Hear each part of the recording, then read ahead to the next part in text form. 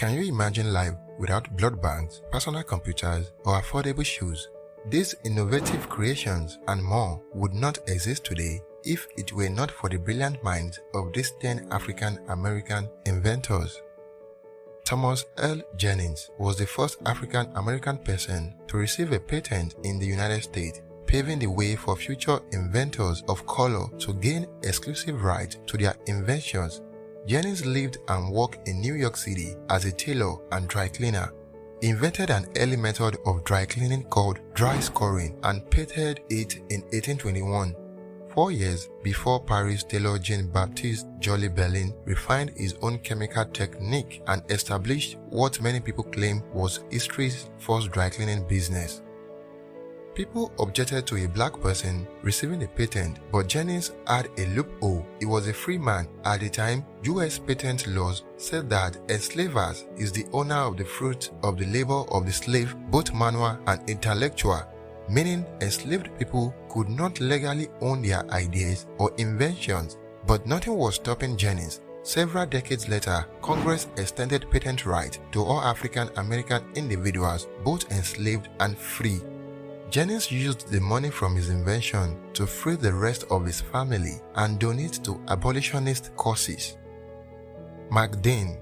If you ever owned the original IBM personal computer, you can partially credit its existence to McDean. Born in 1957, the computer scientist engineer worked for IBM, where he led the team that designed the ISA bus, the hardware interface that allows multiple devices like printer, modems, and keyboard to be plugged into a computer.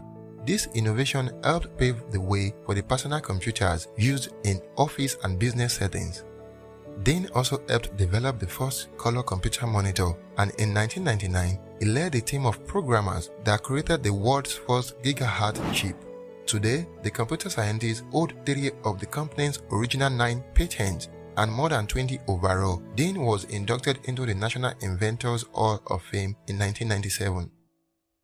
Madam C.J. Walker is often referred to as America's first self-made female millionaire, a far cry from her roots as the daughter of Louisiana sharecroppers. The entrepreneur was born Sarah Breedlove, and her early life was filled with hardship. By the age of 20, she was both an orphan and a widow. Breedlove's fortunes changed after she moved to St. Louis, where her brothers worked as barbers. She suffered from hair loss and experimented with various products, including hair care recipes developed by a black businesswoman named Annie Malone. Breedlove became a sales representative for Malone and relocated to Denver, where she also married her husband, Charles Joseph Walker, a St. Louis newspaperman. Soon after, she began selling her own hair growing formula developed specifically for black women. Breedlove renamed herself Madam C.J. Walker, heavily promoted her products, and established beauty schools, salons, and training facilities across America. She died a famous millionaire and is today considered to be one of the founders of the African-American hair care and cosmetics industry. Charles Richard Drew. Countless individuals owe their lives to Charles Richard Drew, the physician responsible for America's first major blood banks. Drew attended McGill University Faculty of Medicine in Montreal, where he specialized in surgery. During a postgraduate internship and residency, the young doctor studied transfusion medicine, and later, while studying at Columbia University, he refined key method of collecting, processing, and storing plasma. In 1940, World War II was in full swing in Europe, and Drew was put in charge of a project called Blood for Brittan. He helped collect thousands of pints of plasma from New York hospitals and shipped them overseas to treat European soldiers. Drew is also responsible for introducing the use of blood mobiles, refrigerated trucks that service as collection center and transport blood. The following year, Drew developed another blood bank for military personnel under the American Red Cross, an effort that grew into the American Red Cross Blood Donor Service. Eventually, he resigned in protest after he learned that the military separated blood donations according to race. Drew spent the remainder of his life working as a surgeon and a professor, and in 1943, he became the first black doctor to be chosen as an examiner for the American Board of Surgery. Mary Van Brittan Brown. Homeowners can rest a little easier thanks to Maria Van Brittan Brown, a nurse and inventor who created a precursor to the modern home TV security system. The crime rate was high in Brown's New York City neighborhood, and the local police did not always respond to emergencies. To feel safer, Brown and her husband developed a way for a motorized camera to peer through a set of peepholes and project images on a TV monitor. The device also included a two-way microphone to speak with a person outside and an emergency alarm button to notify the police. The Browns filed a patent for their closed-circuit television security system in 1966, and it was approved on December 2, 1969.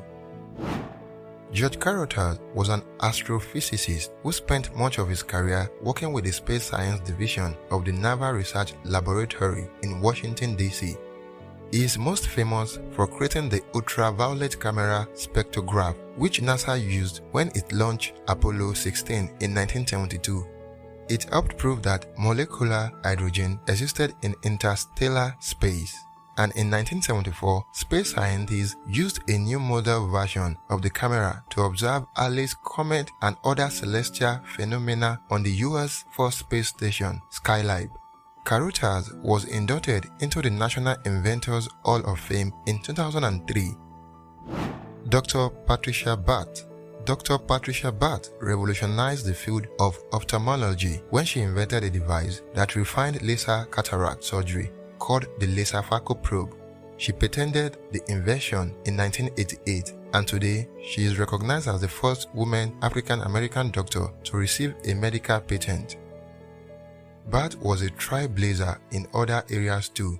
She was the first Black American to finish a residency in ophthalmology at New York University, the first woman to chair an ophthalmology residency program in the US, and she co-founded the American Institute for the Prevention of Blindness.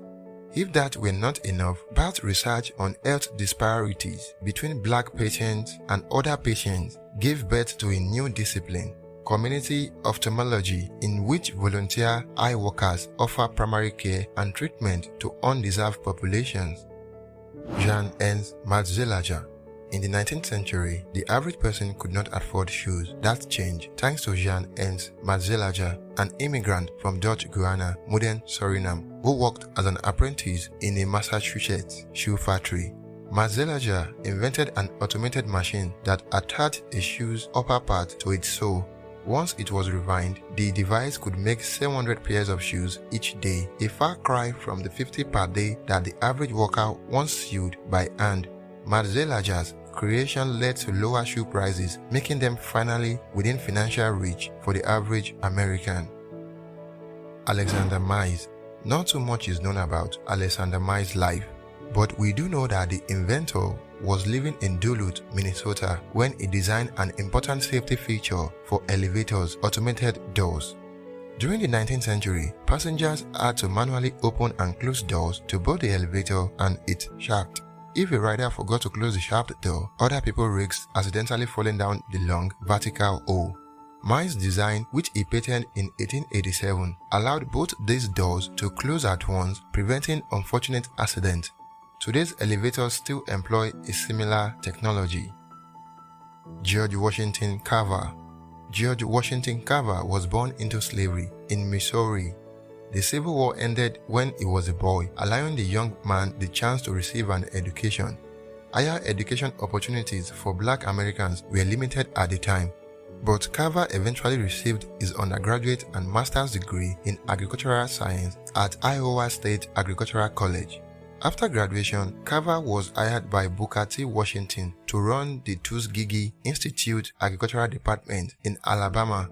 He helped poor agrarians by teaching them about fertilization and crop rotation, and since the region's primary crop was cotton, which drains nutrients from the soil, the scientists conducted studies to determine which crops naturally thrived in the region. Legumes and sweet potatoes enriched the fields, but there was not much demand for either. So Carver used the humble peanut to create more than 300 products ranging from laundry soap to plastic and diesel fuel. By 1940, it was the South's second largest cash crop. Let me know in the comment section what you think about these African American inventors. Once again, it is Yemi Melekaya for Historical Africa. If you have enjoyed this video and would like to see more content like this, then please help support our growth by liking and sharing this video. Thank you for watching.